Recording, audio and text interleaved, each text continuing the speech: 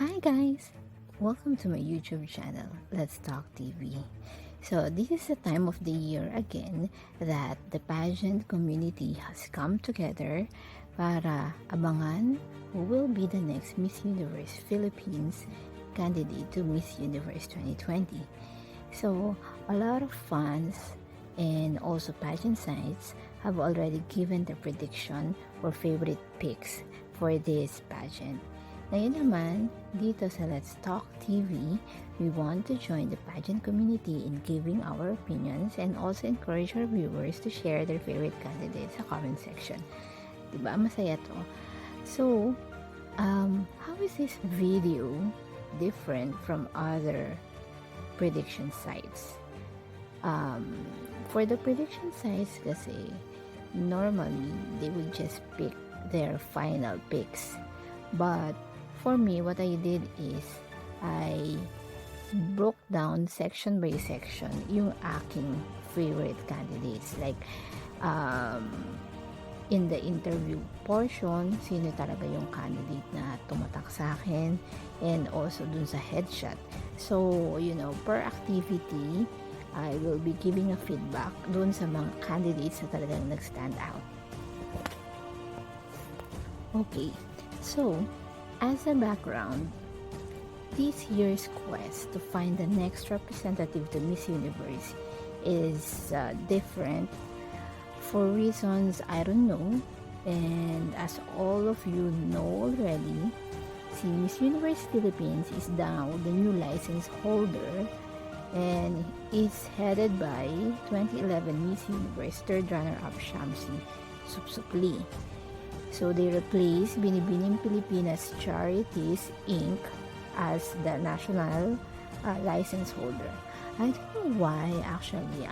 Until now I'm still puzzled why there was a change in the licensing.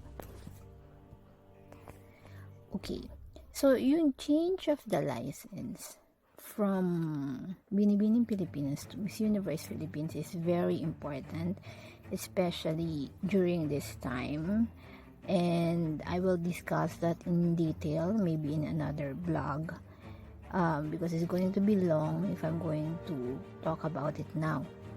So we'll start with I'm going to explain how important are each activities for the candidates.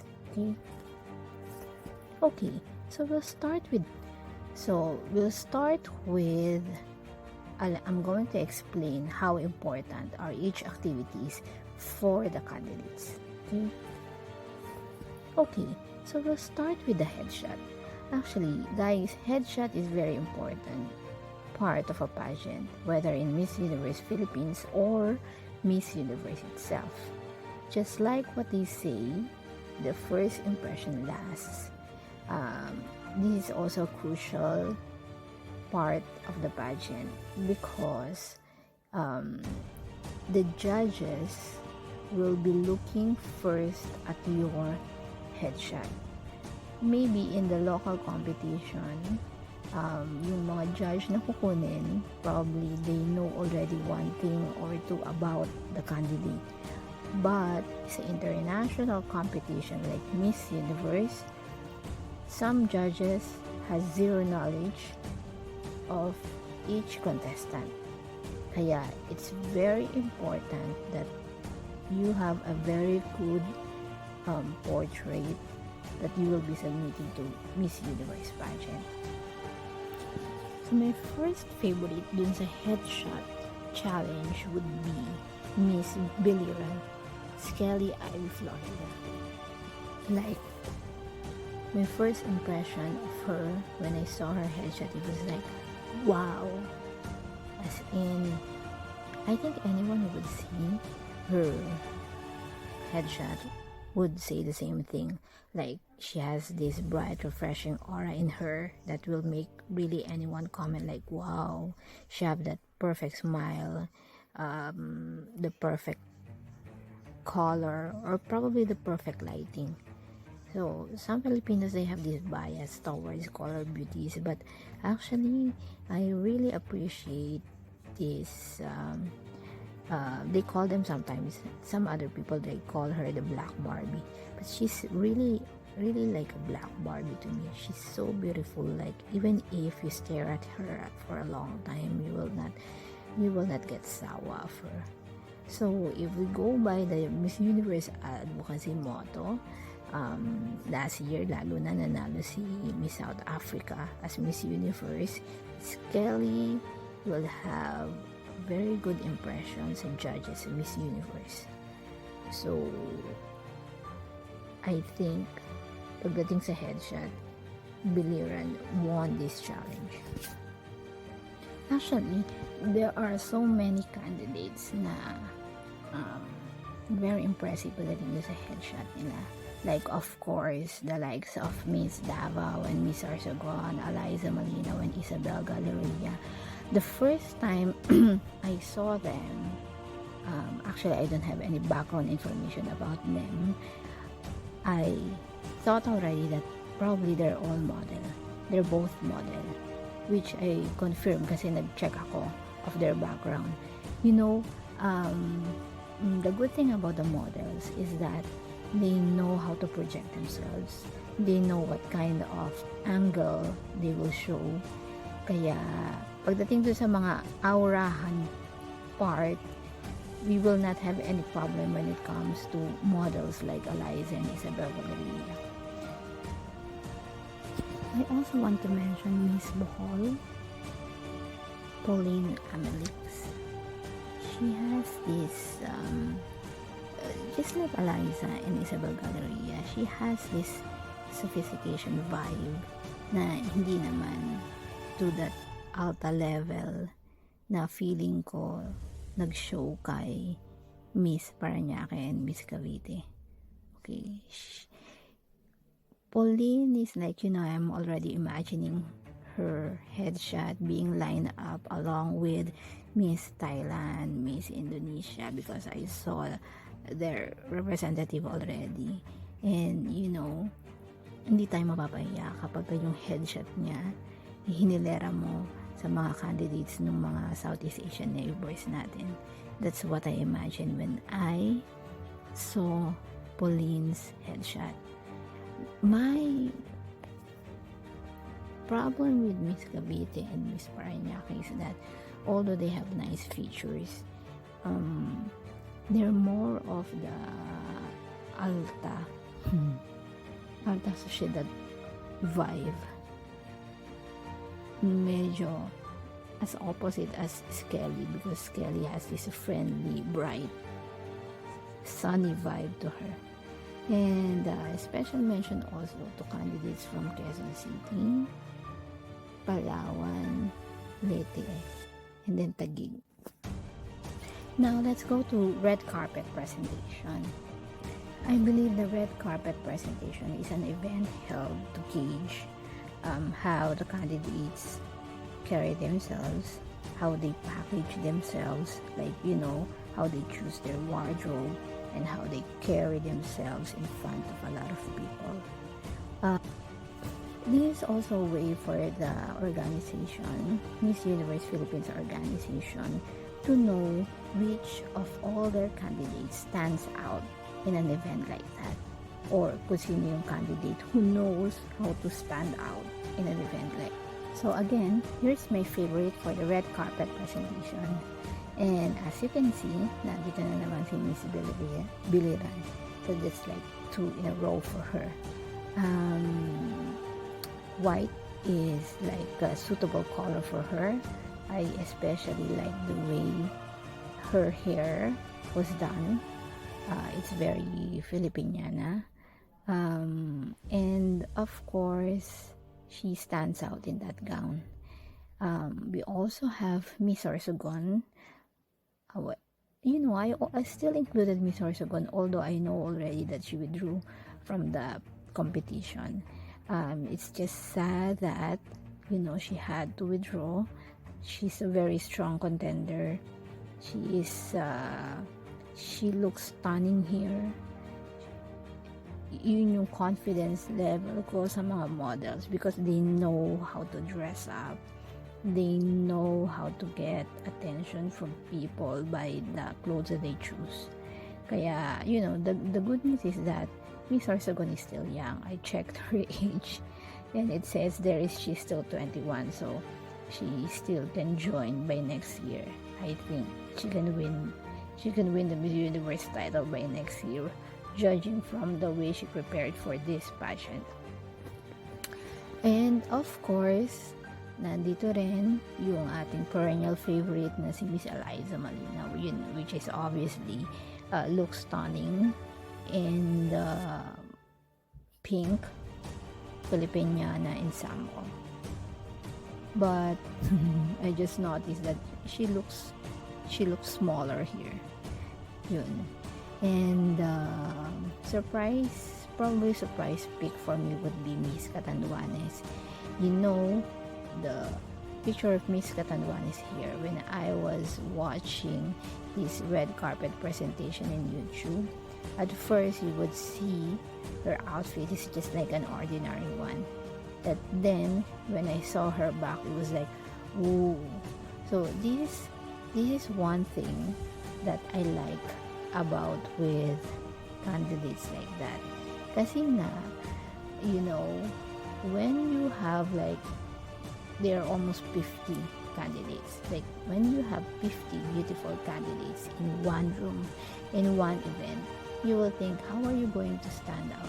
Syempre, there are favorites there. There are so many. Lahat kayo magaganda. And how are you going to stand out? Gusto ko yung mga ganito na yung may mga pasabog sila. Pero sa kanya, simpleng pasabog lang na Filipiniana siya. Conservative siya. Pero, when they look at the back, they would see it's like backless. So, there is this O factor. People might wonder why I did not choose Miss Parañaque and Miss Bohol for the red carpet presentation. Okay, I'll have to explain this. Miss Bohol, she's wearing a very nice colored Filipiniana. But then, I think that it lacks the wow factor in her. For me kasi, medyo may tronic yung dating niya. Pero, she still stands out kasi nga ganda ng face niya. Parang, she draws the attention dun sa cleavage niya, which is good also. So, I'm not saying na she's not really that impressive. The problem with Miss Parañaque naman is that, we know that she's a ballerina, and it shows to her chosen gown, but it did not compliment her. So, I like the intention that probably she wants to have a story to the clothes that she chose. Maybe she wants to have a hint to other people na, siguro she's a ballerina. But I think it's a risky move. Kasi nga, as I mentioned, hindi nga nag-compliment sa kanya yung outfit na napili niya. Like, she looks smaller there. It did not elongate her legs. I'm not sure if it's just me or pati kayo na notice nyo na parang hindi mahaba tignan yung legs nyo there. Okay, so let's move to the next challenge, which is the runway challenge. Runway, or your passerella, is also a way of showing your charm. It's also a way of how you draw people to you. Of course, you know already how important the runway, your runway walk or your passerella is, because all of us were smitten by Catriona's lava walk, diba? I believe the important part of this challenge, yung runway challenge, is first the dress na pinili mo. Okay? And the next is the actual passerella. And then the other one is how you interact with the audience and also how you impress the judges. Batanes has a nice aura. Syempre, after impressive headshot tsaka red carpet presentation ni Biliran, I was expecting a lot from her. But I'm a bit sad because she did not perform as per my expectation. My favorite candidates for this runway challenge, I'm going to include Cagayan Province and Muntinlupa, as I like the way they draw the attention of the crowd. Like, they're interacting with the crowd. And of course, the usual the candidates that are models like Davao, Parañaque, I believe Sorsogon, they have their fierce runway walk. So, syempre, automatically, they will stand out dito sa runway challenge. Okay, so I will be going a little faster because we still have the swimsuit and the interview challenges. Proceeding to the swimsuit competition, I think they have already decided. This part was won by Miss Cebu City, Tracy Maureen Perez. When I saw this, I was like, okay, I had to go back to her headshot, the red carpet presentation, and I actually missed her. She did good, she did well in this. I think they have already decided. This part was won by Miss Cebu City, Tracy Maureen Perez. When I saw this, I was like, okay, I had to go back to her headshot, the red carpet presentation, and I actually missed her. She did good, she did well in these challenges. And then the problem with her headshot is that I think it's about the makeup. Siguro yung makeup artist yung nagka-problema because I thought her nose was like was done, parang hindi kasi really yung nose niya there, so it was not a really good headshot. And I also saw her swimsuit. It's impressive. And I also saw her interview. She did very well there. Like, she's very fluent. She was able to express her thoughts. And one good thing about her interview is it's very engaging. So, she'll be in the top of my list. My next favorite is Miss Cavite. I know there are a lot of pageant sizes picking Miss Cavite as their favorites, but why do I keep skipping her? Kasi nga, yung first impression ko sa kanya is that she looks alta sociedad. Not because of the hair probably, but because, siguro yung sa projection. But she's very eloquent, she's very well spoken. And then here is a swimsuit challenge. My God, my attention was drawn to her hips. It was like seeing Paulina Vega of Colombia, the Miss Universe 2014 again. But of course, Paulina is on a different level. Paulina is like a goddess. She's one of my favorites Miss Universe. I will talk about my favorite Miss Universe later on in another vlog if you want.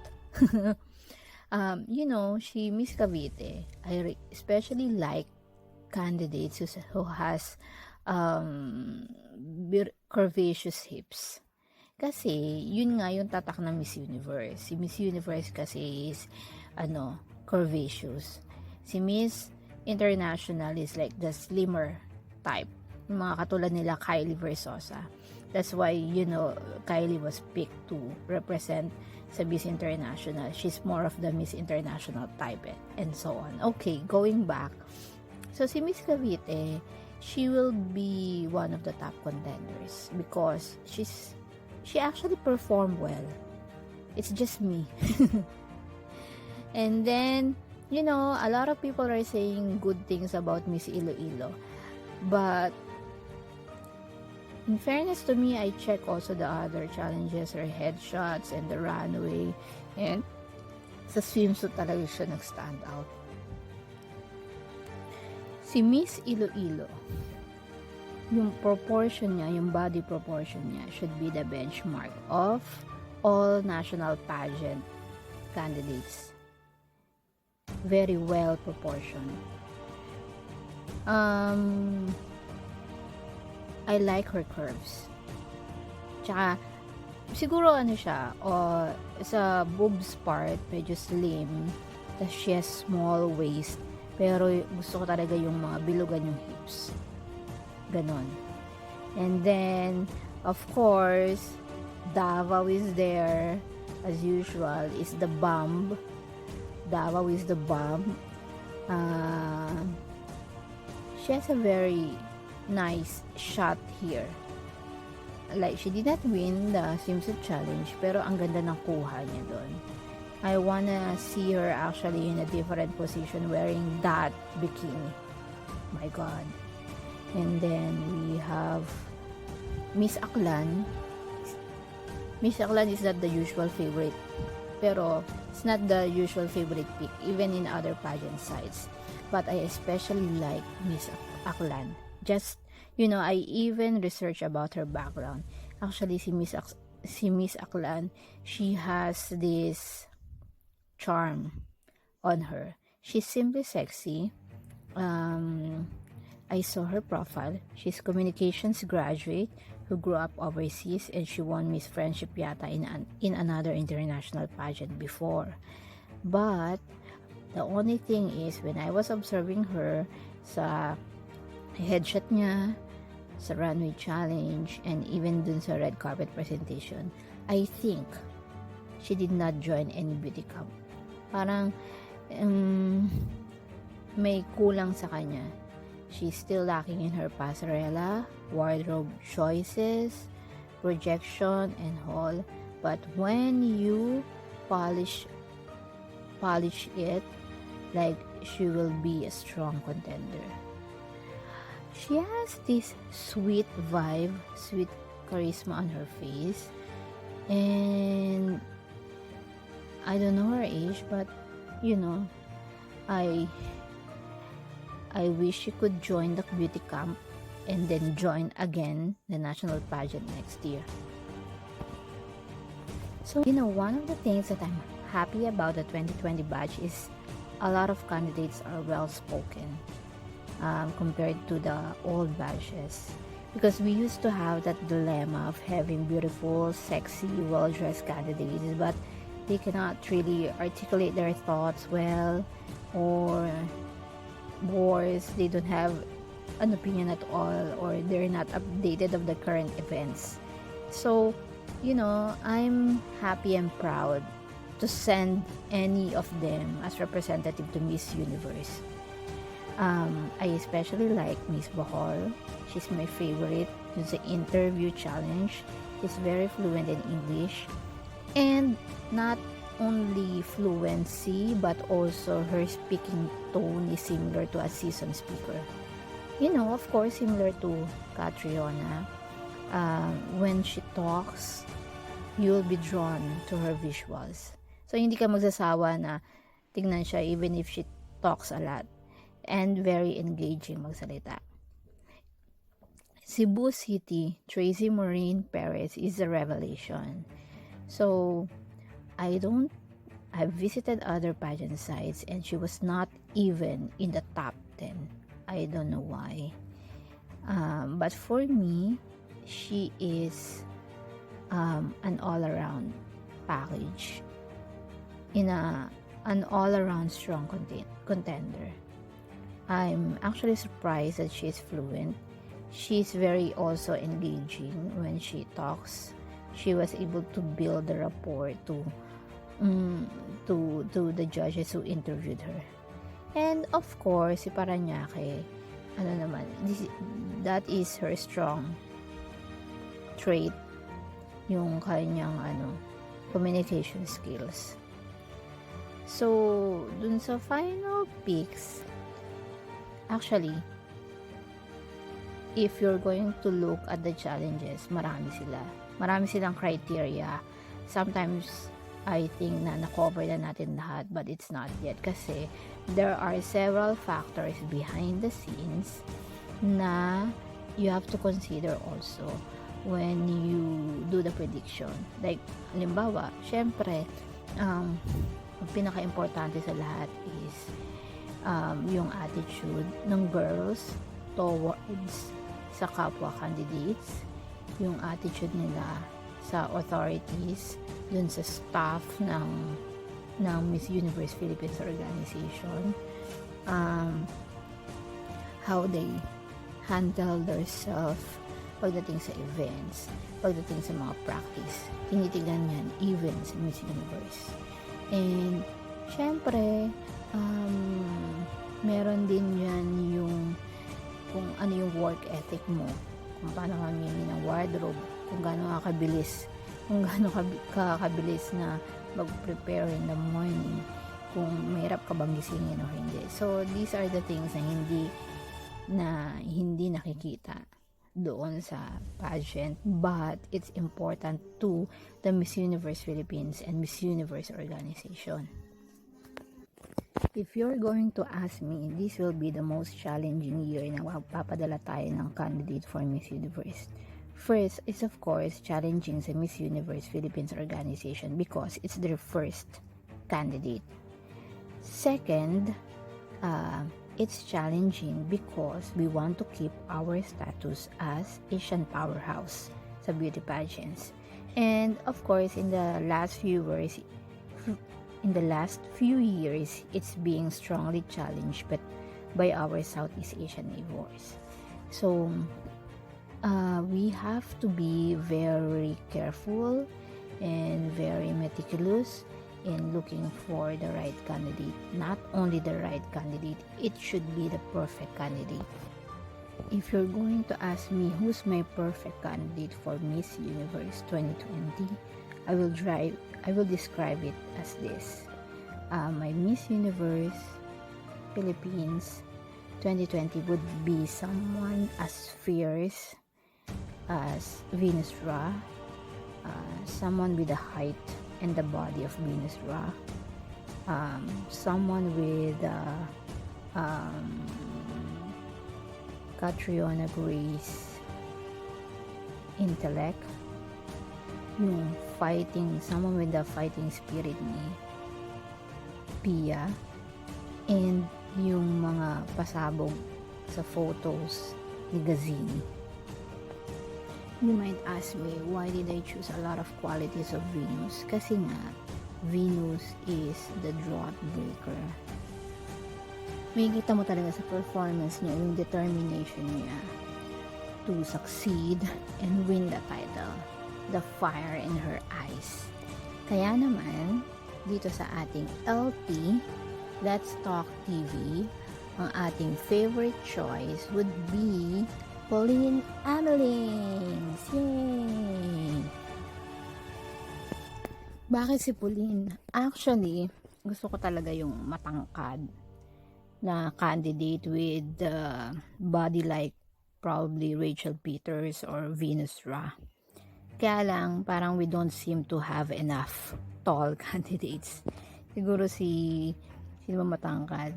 Michelle Gumabaw is also tall, but she looks big sa TV. I mean, she looks big sa video. Pauline could be the closest because Pauline is a bit small. Pero I think yung Miss Universe does not look at it now thinking that Miss South Africa won the Miss Universe title last year. I don't think she's as tall. She's really tall. So, ang gusto yata ng Miss Universe ngayon, yung talagang well-spoken. Someone who draws attention of the audience doon sa advocacy niya. The same thing with my choice din kay sa other strong contenders like Eliza Malinaw and Isabella. Isabella, I love her pasarela. May nakita akong video niya, yung turn niya, she was just like gliding doon sa runway. Kaya lang talaga, yung height niya talaga. but she's pretty. And Eliza is not very far from Pauline. Kasi marami pa rin naman yung mangyayari. Hindi naman porke palagi kang nasa top picks ng pageant sites, ikaw na yung talagang sure winner. Kasi nga, hindi pa naman nakikita yung evening gown mo. Plus, also, syempre may other factors pa dyan. Yung politics behind the choices. Alam mo yon, yung kamag-anak ni ano, kakilala ni ano, blah blah blah. Okay, so much for that na. Then, Tracy Maureen Perez is a strong contender kasi nga, she's the whole package na rin. Billy Hackinson is also the same thing. Full package, kaya lang, hindi ako na-draw doon sa image niya. Parang, they're lacking sa charm siguro. Medyo parang may pagka yun nga, alta sosyedad ang dating, ang look niya sa akin. Then, si Cristel Abello, I just put her because she's my initial bias. She's my initial favorite actually. Parang when you look at her face, she has this sweet smile. She has a nice body. Yung na lang talaga, yung qualities of being strong contender. Pasarela, aura, pasabog, and all. Yun, she will get that when she goes to a beauty camp. And Skelly is a promising future beauty pageant strong contender.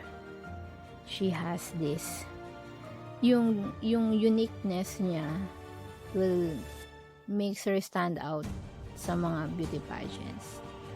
But in order to sustain yung kanyang pagiging unique, she has to